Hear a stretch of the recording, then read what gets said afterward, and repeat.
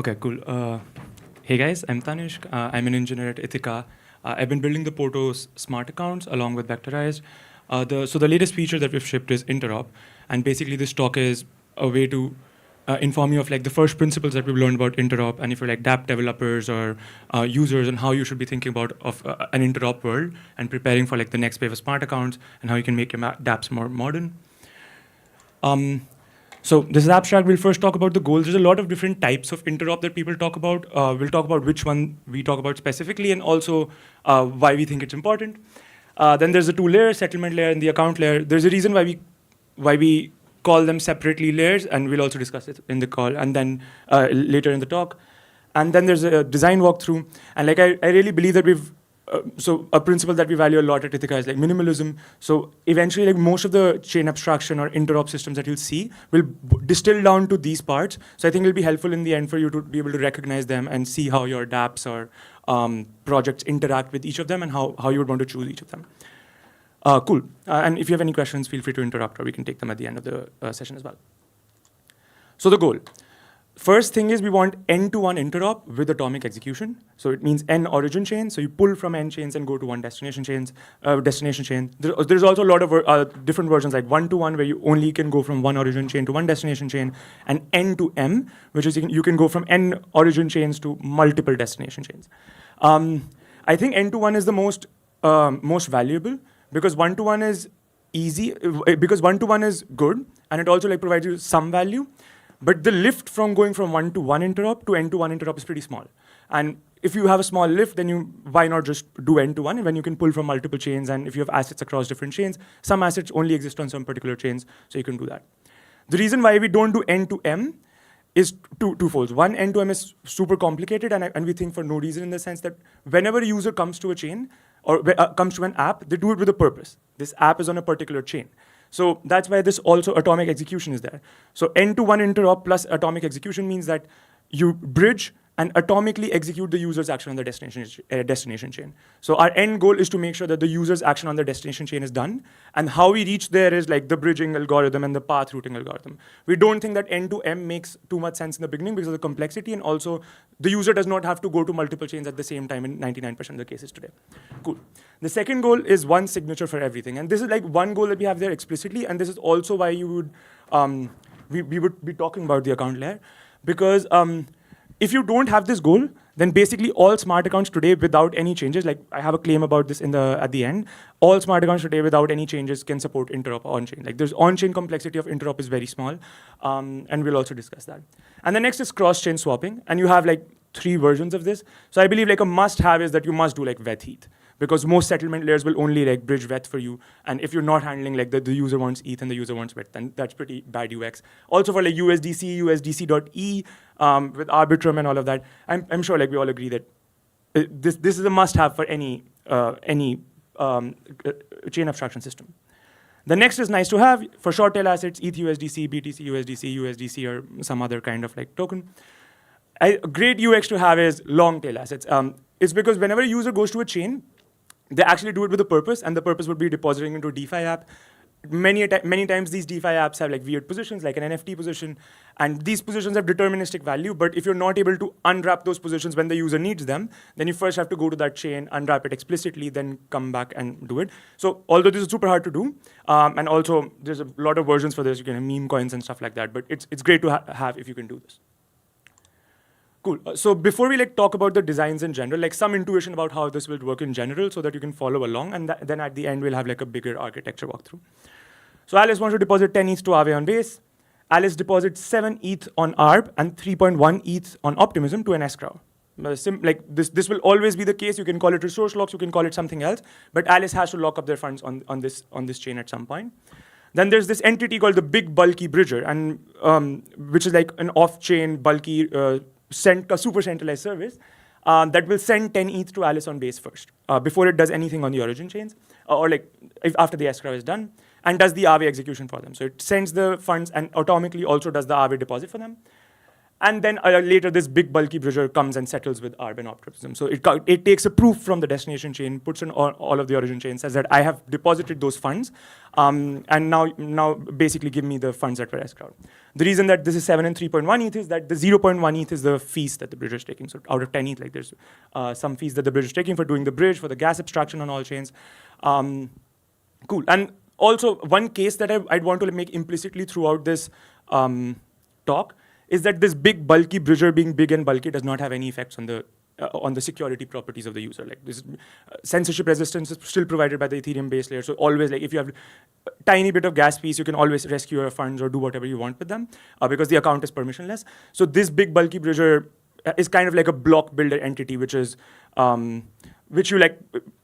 for the user in this specific case will not hurt any of their security properties. Okay, so the first layer, the settlement layer, I think this is analogous to TLS in the sense that the settlement layer's only like purpose is to get the funds from one chain to another, or like get a message from one chain to another. It does not care about what the message it specifically is. It could be a hash of all of the transfers that you're making or anything, but this is kind of analogous to TLS in the sense. The account layer, on the other hand, is analogous to HTTP, which like adds headers to how the account will view your execution payload and what the execution payloads are, and then there's like some admin stuff like depositing into the escrow and stuff like that. So the layers are the escrow provider, where are you escrowing? There should be some kind of refund management, and the claim that I made about this still being censorship resistant and still being good in terms of security properties only works if the refund is permissionless, because often the destination chain action will fail because there's some latency, although for the user, chain abstraction in this paradigm should look almost instant. But there's some users would want to do swaps on meme coins on some chain, and these meme coins are super volatile. So the destination chain action will often fail. So the user should be able to rescue their funds from the escrow whenever they want. So a refund basically. And then there's the cross-chain proof provider. So there's go ahead. There's different flavors of this cross-chain proof provider, and I've listed like the top 3 ones on Jumper Li-Fi today. This is the reservoir relay, and this is completely trusted. It says basically, I give you funds on the destination chain. You have to trust me that I've given you those funds, and I take them from you on the origin chain. This works. It's super fast. Some people, if they're okay with the trust assumption, can use this. Next is Across, which uses the UMA oracles right now, and of course, all of these people are coming with like new models at some point, which uses the UMA oracles, these are optimistic. So like optimistic rollups, I say that I've given you the funds. If somebody claims, disputes it, then an UMA oracle votes on it, and if the vote is wrong, then you get you have a bond mechanism and stuff like that. There's layer 0, which have the DVN, so they do it through consensus between multiple parties that the action is actually taken on the other chain. And ZK bridges when, I don't know, like there's no good players who are doing it right now, but I think we all agree that at some point everything will be like ZK bridges, because I will also make the case at some point that when we have like good fast ZK bridges along with single slot finality, then bridging should be free. And we'll talk about that in detail, about where the costs of bridging are actually coming from. Cool. So let's talk about all of these players. So escrow is, if you've heard of resource locks, that's an escrow in a way that you escrow way ahead in the past. You have Uniswap's Compact, you have Across Spoke Pool. So like all of these players have an escrow system, although it might not be explicitly marked as such. The escrow should have time-based permissionless refunds. If within 2 hours the proof doesn't come, if within 1 hour the proof doesn't come, if within 1 day the proof doesn't come, I need to get my funds back. Because often like the destination chain action, if it fails once, it will not pass again because of expiries, court expiries and stuff like that. And then it should listen to a cross-chain oracle, which is the proof system that we're talking about, to settle and give the funds back. The cross-chain oracle can be ZK optimistic consensus. Faster proofs means faster settlement and lower fees. All of the, most of the cost of bridging comes from the settlement time because the person who's bridging for you is locking up their funds. We have a slide about this next. The cross-chain oracle provider should manage reorgs because like the cross-chain oracle is supposed to be the source of truth, so you don't want that the user does, that someone does a destination chain action for you, it gets reorged out, but you still have paid the person who did this for you on the origin chains. So it should manage reorgs, it should manage what flavor of finality does it want. Does it want like hard finality, soft finality, like 3-4 block confirmations? It's up to the cross-chain oracle provider and how the escrow is working with it. One point to make here is that the settlement time does not affect the user latencies. In the model that I showed you, and like this is the model that most people are going for, because the big bridger is instantly sending you funds on the destination chain as soon as your funds are deposited on the escrow. So settlement is just when this bridger can come back and claim funds from you. It is not when the user gets their funds on the destination chain or when the action on the destination chain is done. So yes, the claim. With single slot finality, bridging should be free and instant, and we'll see that next. Okay, so the bridging provider, in this case, fronts the funds on the destination chain. It always needs to hold inventory, and this is why it's also kind of always has to be bulky. And I also think it isn't a good idea to do this within the protocol itself, because it always needs to hold inventory if you want to do this model of you front the funds first and come back and claim them later, because this time somebody needs to provide this capital. The alpha for bridging, like how do you become a good bridging provider, is you have to do fast, cheap rebalancing. Again, and finally, the reason for, why you have to do this, the main cost of bridging is inventory lockup. So let's say I've provided you ETH, I've provided you 10 ETH on the destination chain, and now I have to get my 10 ETH back to my original chain because I still want to continue providing the service. I've run out of funds on the origin chain as a bridging provider. So let's say there's an optimistic rollup, so I have to withdraw using canonical bridges. So there's a 7-day rollup withdrawal period. In that time, my ETH inventory is not earning any yield. Assuming 4% ETH safe staking yield, so that's 7 basis points of ETH yield that I'm missing out on. And of course, I can do this in faster ways if there's netting and there's someone else who wants to come from this side to that side, and I can net with them, or I can use some faster bridge. But this is basically, the 7 basis points is roughly like a little lower than this, what the order of fees that you will see on bridging exchanges today. So that's why I'm saying that if you have single slot finality and you can instantly rebalance using canonical bridges across chains, then this should just be free because it is a low risk commoditized activity. Because there's no price risk that you're exposing yourself to. It is just giving someone ETH on this chain and getting it from this. So I'm pretty sure at some point, like these RPC providers or these service providers will make this free as long as they can rebalance quickly.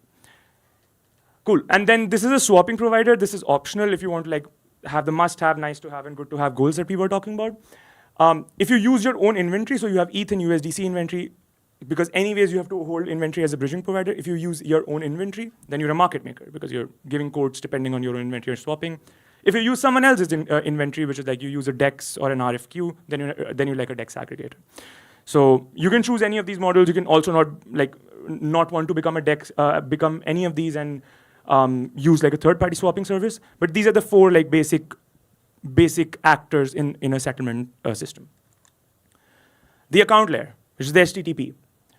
And I made a claim at some point, and we'll discuss this next, is that if you don't care about one signature for everything, you don't need to make any changes to your smart accounts today to actually support Interop. Because the reason is that Interop at minimum needs n+1 payloads. You have to send at least one action on all of the chains that you're touching. On the origin chains, this action is that deposit into the escrow.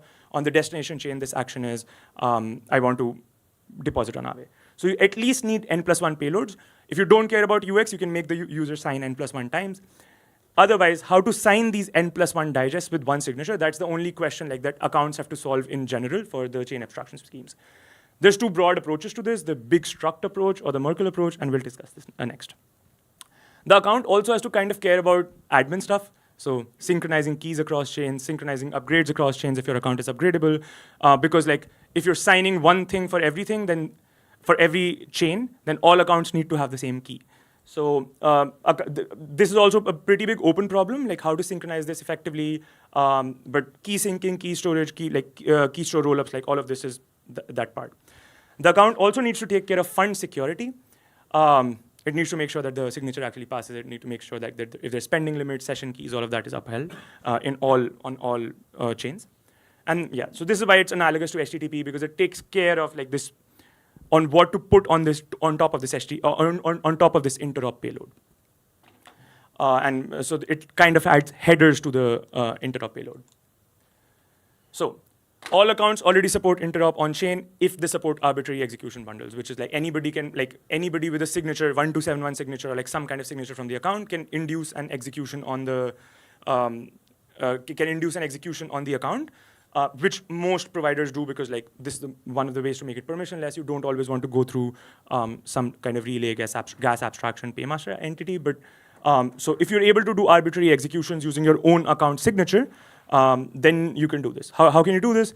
On every origin chain, you make the user execute to the make an execution to deposit funds to the escrow. On the destination chain, you send funds to the user's account and then do the user's intended action, like execute the user's intended action, and then you come back and claim from the escrow. The claiming from the escrow does not need to have any interaction from the user. So this by on-chain, you kind of don't need any changes. But this still has n+1 signatures in the sense that the user has to make one signature for each payload. How do we solve this? How to do this all in one signature?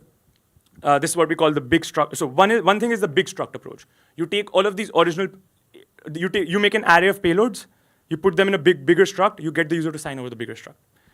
This works.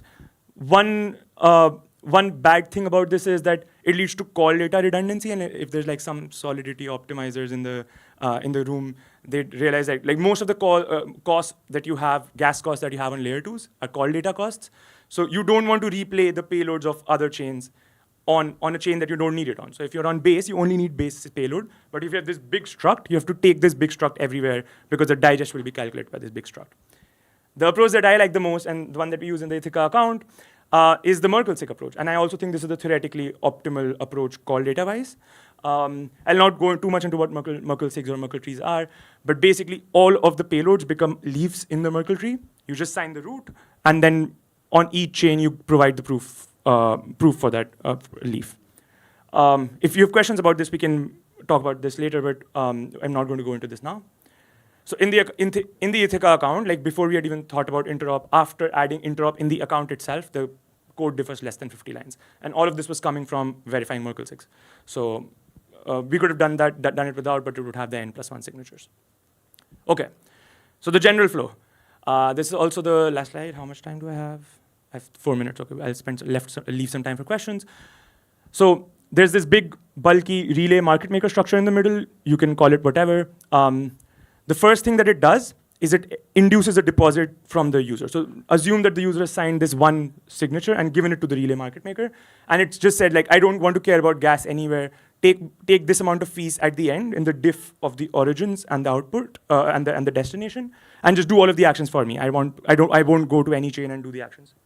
So the market maker takes the signature, takes the payload, takes the Merkle proof, first goes to the account and says deposit to the escrow. The account deposits to the escrow. The escrow must emit an event. The market maker looks at the event. Okay, escrow deposit is done. What kind of reorg risk am I comfortable with? Do I even care about that this will get reorg at some point? Most people don't care. Like, in fact, like across is like a first come, first serve latency auction. So people are actually like going closer to the sequencer to hear the events quickly so that they can just hear the events and fill this on the destination chain. But let's say all of the risk of reorg is priced into this fees. So it does this first. Funds are now in escrow. Then I have this like weird like code block. You send funds and execute atomically. On the account, you send funds and execute using, you can do it multi-call or whatever, but make sure that you don't send funds to the account and then the execution doesn't go through and you can't get your funds back. So you have to do this atomically so that the execution happens. The DApp execution has now happened. Another thing that you make the account do, or you do in some other way, is call like this cross-chain oracle to inform the origin chains that, okay, I've done the action that you've said, so now give me the money on the origin. So this settler usually emits an event with like some hash, some entity off-chain, which is the cross-chain oracle, reads this event, makes sure it's good, takes care of all of the reorg stuff. Then it writes to their origin chain counterpart. Then the relay market maker goes back, calls the escrow checks, have I received a message from the destination chain that the funds have been received and the output has been done, execution has been done? If yes, send the funds to the market maker. That's where the flow ends. So I think the claim is like most entities that you look at, like some of these entities might be like within one contract, within separate contracts. But in the end, most systems will look like this because these are the fundamental elements of the system. If you have a resource lock system, then the escrow is just like within the account itself. But yeah, now you'll be able to identify like the different parts and what parts you want to add to your stack. Yep, that's it. If you want to like build with Porto, join the Telegram. We're like actively helping our developers to. It's a new to like build cool things with us. If you have any questions, I can take them now if I have some time. Go ahead, please. About the Merkle tree, and there would be one leaf that would pertain, for instance, to the transaction on base. How do you know which of the leaves pertains to the transaction? The mic. Oh. How do you know? So in the Merkle tree, you said that you would just prove the leaf that it pertains to the one transaction you're looking for, but how do you know which one is the one that you're looking for? Right, because each of these leaves will have like a like 712 digest. So like each of these leaves will have a chain ID embedded into them. Oh, okay. So there's a structure which has the chain ID. You sign over the structure. When you put that structure on chain, you just check that this is the chain ID that you're on. So the chain ID is in there. Okay, Yeah, exactly. Cool. Yeah, I think we're also out of time. Thank you, guys.